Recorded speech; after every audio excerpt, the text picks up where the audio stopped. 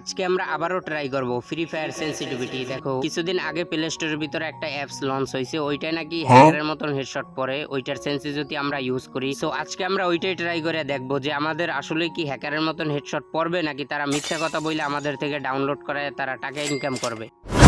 আমরা প্রথমে চলে যাই প্লে স্টোরে আর এখানে গিয়ে সার্চ করি টুল জিএফএক্স অন ট্যাপ। সার্চ করার পর দেখো এই জায়গায় চলে আসছে, আমি আগে থেকে ইনস্টল করে রাখছি, তোমরা ইনস্টল করে নিও।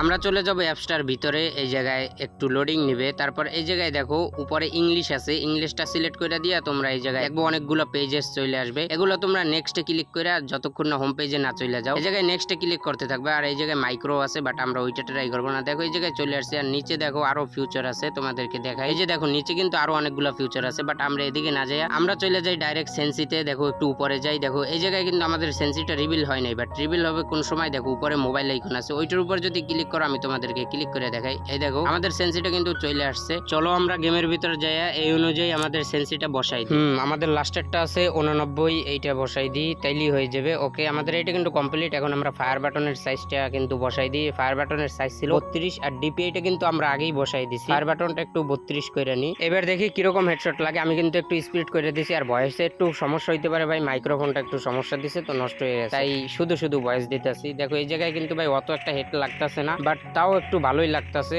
যতটাই লাগতেছে। বাট এইটাই আমরা আশা করি যে ভাই প্লে স্টোর সফটওয়্যারে ভাই অত একটা গুরুত্বপূর্ণ না।